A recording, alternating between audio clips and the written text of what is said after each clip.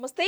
Welcome to our channel. నేను మీ శాలిని. పరకమణి కేసుకు సంబంధించి ఏపీ హైకోర్టులో సంచలనమైన వ్యాఖ్యలైతే చేసింది. ఆ వ్యాఖ్యలేంటో తెలుసుకునే ముందు స్టూడియోలో ఉన్నారు పొలిటికల్ అనలిస్ట్ శ్రీలీల గారు ఉన్నారు. వారిని అడిగి విషయాలను తెలుసుకునే ప్రయత్నం చేద్దాం. నమస్కారం మేడం.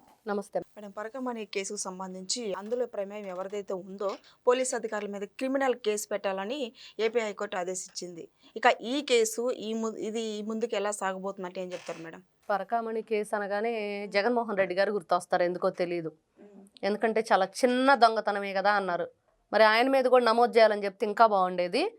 సరే, ఈ రోజున కోర్టు ఏదైతే హైకోర్టు ఇచ్చిన ఆదేశాలు ఏంటి అంటే చాలా దుర్మార్గమైన చర్య పోలీసులు దీంట్లో ఉండటం.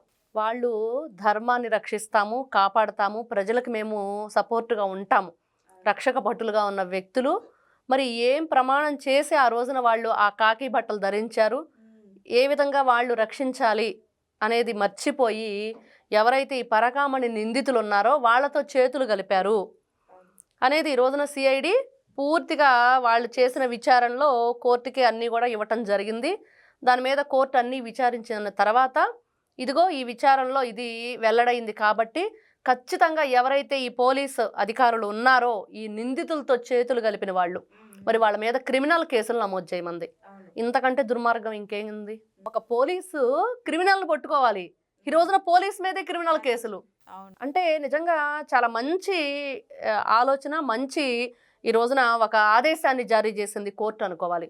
ఇంకెవ్వరూ కూడా ఇంకెప్పుడు కూడా ఈ రోజున భగవంతుని కొన్ని ఆ విలువలు ప్రజలు ఏ విధంగా అక్కడికి వెళ్తున్నారు, భక్తులు స్వామివారి మీద ఎంత నమ్మకం పెట్టుకున్నారు, హిందూ ధర్మం ఏంటి అనేది మర్చిపోయి స్వామివారికే వీళ్ళు శతగోపురం పెట్టడానికి ప్రయత్నించారంటే ఎంత దారుణమైన విషయం.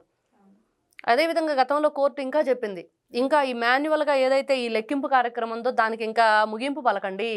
ఈ రోజున అంతా అప్డేట్ అవుతున్నారు, కొత్త కొత్త టెక్నాలజీలన్నీ వస్తున్నాయి కాబట్టి ఏదైతే ఈ పరకామణికి సంబంధించి ఎవరికైనా సరే అంత బంగారం అంత డబ్బు చూడగానే ఎట్లాంటి వ్యక్తికైనా సరే ఆ మనసు పక్కదా ఒక వెళ్ళిద్ది, ఆలోచన మనమే కలిగించిన వాళ్ళం అవుతాం కాబట్టి ఖచ్చితంగా ఈ మనుషుల చేత ఏదైతే లెక్కింపు ఉందో దానికి ఇంకా చెయ్యొద్దు అని కూడా కోర్టు ఖచ్చితంగా చెప్పటం జరిగింది. నిజమే, ఎవరైనా ఆలోచించుకుంటే ఏదో ఒక టైంలో రోజు అంతంత బంగారాన్ని డబ్బులు చూస్తున్నప్పుడు మానవ లక్షణం ఏంటంటే చంచలమైన మనస్సు, ఎప్పటికప్పుడే రకరకాలుగా ఆలోచిస్తూ ఉంటారు ఎవరైనా. మరి ఆలోచనలో ఇలాంటి తప్పిదాలు జరిగి ఈ రోజున ఒక ఆఫీసర్ మరణానికి కారణం, చాలామంది మీద ఈ రోజున పోలీసులు కూడా క్రిమినల్స్గా మరి కేసులు నమోదవ్వటం, ఒకదానికి చెప్పుకుంటూ వెళ్తే అంతా కూడా చాలా చాలా దారుణమైన విషయాలు జరిగినాయి. కాబట్టి తప్పు ఎక్కడ జరిగింది, ఎవరు చేశారు, ఎవరు సహాయపడ్డారు వాళ్ళకి, మరి ఇలాంటివి ముందు జరగకుండా ఉండాలంటే ఏం చెయ్యాలి? కాబట్టి ఈ రోజున ఎవరైతే ఈ పోలీసులు పాపం క్రిమినల్స్గా వాళ్ళ మీద కేసులు నమోదవటం ఒకటైతే, మరి ఈ రోజున ఆ తప్పు ఎందుకు చేశాంరా అనేది పశ్చాత్తాపం వాళ్ళల్లో ఉన్నా కూడా ఉపయోగం లేని పరిస్థితి. కాబట్టి ఈ పరకామణి కేసు ఇంకొకటి ఇంకా ఈ షాల్స్లో జరిగింది, ఈ నెయ్యి కల్తీ జరిగింది, లడ్డు స్వామివారి ప్రసాదాలు ఇంకా చాలా ఉన్నాయి. వీటన్నిటిలో కూడా ఎవరు ఇన్వాల్వ్ అయ్యి ఉన్నారు, ఎవరి ఆదేశాల మేరకు ఆ రోజున వాళ్ళు ఇవన్నీ చేశారు? ముఖ్యంగా పరకామణి చిన్న దొంగతనమే కదా అన్న జగన్మోహన్ రెడ్డి గారు సమాధానం చెప్పాలి. ఈ రోజున కోర్టుకి మరి ఆయనే సమాధానం చెప్పాలి. మరి చిన్న దొంగతనం అయితే కోర్టు ఈ విధంగా ఆదేశాలు జారీ చేయదు, ఎవరి ప్రమేయం ఉంది, ఎవరు సహాయ సహకారాలు అందించారు అన్నీ ఉన్నాయి దానిలో. తిరుమల తిరుపతి దేవస్థానంలో కింద పైన కాకుండా కింద కూడా 50 కేజీల బంగారం స్కామ్ చేశారని వస్తుంది సమాచారం. అదే ఏదైతే గోవిందరాజ స్వామి ఆలయం ఉందో దాని మీద ఈ గోల్డ్ కోటింగ్ ఇవ్వటానికి వాళ్ళు 100 కేజీలు బంగారం ఇవ్వటం, దాన్ని వీళ్ళు మరి ఆ విగ్రహాలను తొలగిస్తే దానికి వేయాల్సిన బంగారం వీళ్ళు కొట్టేయటం, ఆ విగ్రహాలను తొలగించేసి దానికి పట్టే బంగారం అంతా కూడా తీసేసుకొని అక్కడ విగ్రహాలు తీసేశారు. ఆ ఉన్న ఒట్లి గోపురానికి ఎంత పట్టుతుంది, అది కూడా 9 కోటింగ్లు వేయాలైతే 2 కోటింగ్లే వేశారు. 9 లేయర్స్కి ఇచ్చింది పర్మిషను, వీళ్ళు చేసింది 2 లేయర్స్ వేశారు. మిగతాదంతా వీళ్ళు మరి ఏ విధంగా దాన్ని అపహరించారు, ఎక్కడ దాచారు, ఈ దోచిందంతా చెప్పాలి. నిజంగా సాక్షాత్తు మనం కలియుగ వెంకటేశ్వరుడు మన ప్రత్యక్ష దైవం అని చెప్పి ఇంత గొప్పగా ఆయన్ని మనం భక్తి శ్రద్ధలతో పూజిస్తుంటే వీళ్ళకి భయం భక్తి రెండూ లేవు. ఎంత అడ్డగోలుగా చేశారు పనులు, ఇంత దారుణంగా దోచుకోవటమే కాకుండా చిన్న దొంగతనం, అదిగో ఏదో దేవుడు ఏదో గుడి అని చెప్పేసి ఇట్లాంటి పిచ్చి మాటలు మాట్లాడటం. అంటే ఏదో గుడి ఏదో దేవుడు తెలీదా? నీ భార్య లేకుండా వెళ్ళి పట్టు వస్త్రాలు ఇచ్చావు కదా, 5 సంవత్సరాలు ఉన్నావు కదా ముఖ్యమంత్రిగా, నీకు అప్పుడు తెలియదా ఏదో గుడి కొట్టేసేటప్పుడు తెలియదా ఏదో దేవుడిదని? మరి ఇలాంటి భాష, వీళ్ళ ఆలోచన విధానం, వీటి మీద కూడా ఎవరు కేసు ఎందుకు హిందువులు మేము హిందూ మరి పరిరక్షకులం అని చెప్పుకునే వాళ్ళంతా ఎందుకు కేసులు నమోదు చేయట్లేదు? అయిన దానికి కాని దానికి ఊతగా వచ్చేస్తారు కదా. మరి జగన్మోహన్ రెడ్డి గారు ఈ విధంగా మాట్లాడుతున్నప్పుడు ఎందుకు వాళ్ళందరూ కూడా ఆ రోజున అతని మీద చర్యలు తీసుకోలేదు?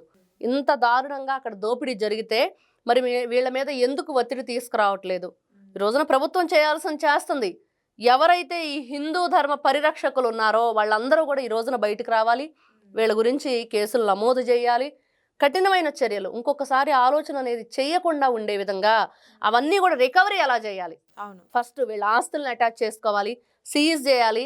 ఎంత బంగారం దొంగిలించారు, ఏ విధంగా ఇన్ని సంవత్సరాల నుంచి ఇట్లాంటివన్నీ కూడా జరిగినాయి, వీటన్నిటి మీద ఎంక్వైరీ జరగాలి. మరి ఇప్పుడు పోలీస్ అధికారులు నిజాలు చెప్పే అవకాశం ఉందంటారా? మరి ఇప్పుడు వాళ్ళ క్రిమినల్ కేసు వాళ్ళ మీద నమోదవుతుంది.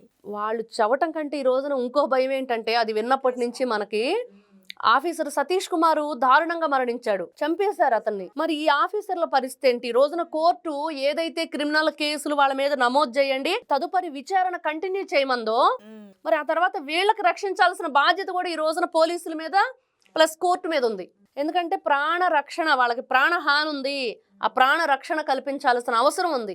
ఎందుకంటే ఆల్రెడీ మనం చూసాం సతీష్ కుమార్ మరణం చాలా దారుణంగా. అతన్ని ఆల్రెడీ ఒకసారి విచారణకు హాజరయ్యి సెకండ్ విచారణకు రమ్మని డేట్ ఇచ్చినప్పుడు ఆ సెకండ్ విచారణకు హాజరయ్యే టైంలో అనుమానాస్పదంగా రైల్వే ట్రాక్ పక్కన ఆయన చంపవేయబడి ఉన్నాడు. మరి ఎలా చంపబడ్డాడు, ఏ విధంగా అనేది ఇంతవరకు ఆచూకీ లేదు. ఇంకా ఎంక్వైరీ నడుస్తూనే ఉంది. మరి దాంట్లో ఎటువంటి మనకి విషయాలు బయట వెల్లడవలేదు. మరి ఇలాంటి మిస్టరీ కేసులు మళ్ళీ జరగకుండా ఉండాలంటే ఈ రోజున ఎవరైతే దీంట్లో సహాయ సహకారాలు అందించిన పోలీస్ ఆఫీసర్లు ఉన్నారో వాళ్ళ ప్రాణాలకి హాని ఉండిద్ది ఖచ్చితంగా. ఎందుకంటే దానికి నిదర్శనం సతీష్ కుమార్ గారి. దీని మీద కూడా వాళ్ళు మరి కోర్టుకు అప్పీల్ చేసుకోవాలి, మాకు ప్రాణరక్షణ కావాలని చెప్పి కోరుకోవాలి. అప్రూవర్గా మారితే ఇంకా హ్యాపీ. తప్పైపోయింది, ఈ రోజుతోటి ఇన్ని రోజులు మేము చేసిన తప్పు, ఇదిగో మేము విధంగా సహాయ సహకారాలు అందించాము, ఇలా ఆ రోజున తప్పు చేశామని ఒప్పుకొని మరి దానికి సంబంధించింది వాళ్ళు అక్కడ సబ్మిట్ చేసుకుంటే ఇంకా హ్యాపీ.